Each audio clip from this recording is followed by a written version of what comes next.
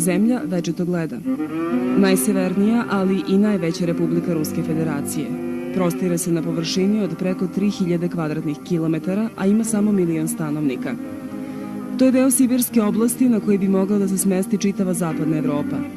Nekada zemlja mamuta, Jakutija je imala i drugo ime – Tunguzija, u našem narodu često pominjena kao sinonim za izuzetno daleke i zabačene predele, jeste upravo ova oblast.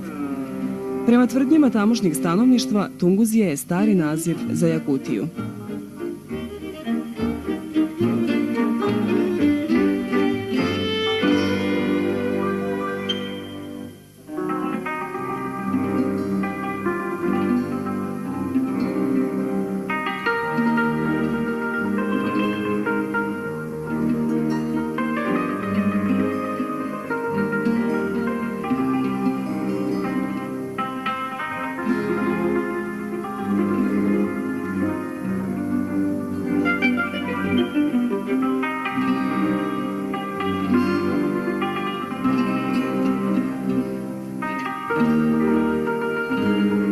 Jakutsk.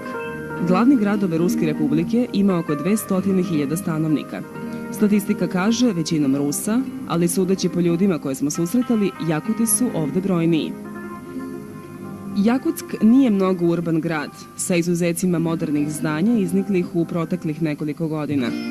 Sve zgrade su podignute na betonskim stubovima zbog pomeranja tla u proleće kad sneg počinje da se topi.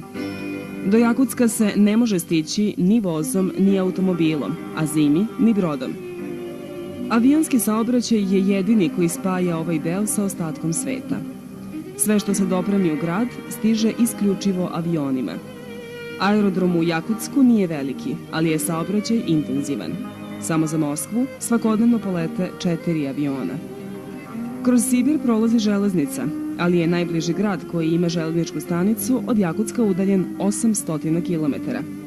Stanovnici Jakutska žive sporo i skromno. Čak i predsjednik Republike, Mihajl Nikolajev, stanuje u ovoj sasvim običnoj stambenoj zgradi. Jakuti su neobičan, kosooki severni narod.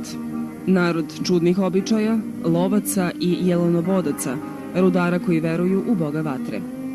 Neki od njih fizički podsjećaju na Mongole, a neki na američke indijance. Jakuti čak tvrde da su indijanci njihovi potomci i da su odatle preko Aljaske prešli na američko kopno.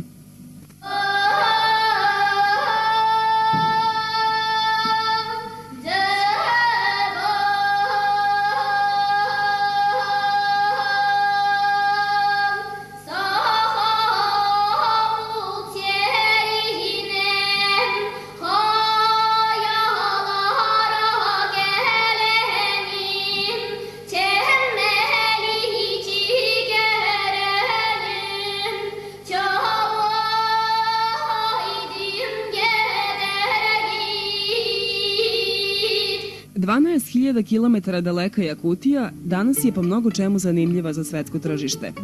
Posjeduje zavidne rezerve gasa, kamenog uglja i svih vrsta metala. Najinteresantnije su sigurno rezerve dragog kamenja, dijamanata i zlata koje nisu ništa manje od južnoafričkih. Rudnici dijamanata su i po nekoliko hiljada kilometara udaljeni od gradova. Do njih se ne može lako doći.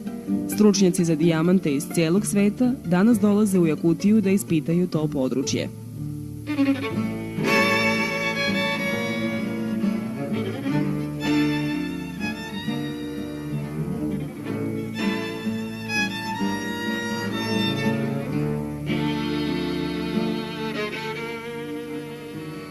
Lena, najveća sibirska, ali i svetska reka, duga je preko 4000 km. U nekim delovima široka je i do 10 km, tako da se umjesto druge obale, kao na moru, vidi samo pučina. Brodovi Lenom plove u letnjim mesecima. Preko zime ona se pretvara u autoput. Zbog velike debljine leda, ovom rekom zimi saobraćaju čak i šleperi.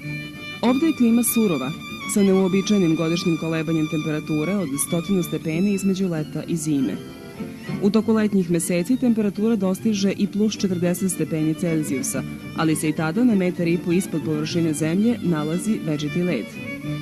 Leta su poznata i po belim noćima kada sunce gotovo i ne zalazi. Zime su izuzetno hladne. Uobičajena zimska temperatura je između minus 40 i minus 60 stepeni Celzijusa. U Jakutiji se nalazi i najniža tačka hladnoće na planeti, minus 70 stepeni. Snega nema mnogo, ali je više od 6 meseci sve zamrznuto. Stranci koji nisu navikli na ovako niske temperature, zimi napolju ne mogu da otpešače više od 100 metara. Hladnoća, međutim, Jakutima ne predstavlja veliki problem. Kod njih sve savršeno funkcioniše do minus 50 stepeni. Tek tada škole zatvaraju, ljudi ne idu na posao, zatvaraju se u kuće i čekaju toplije dane.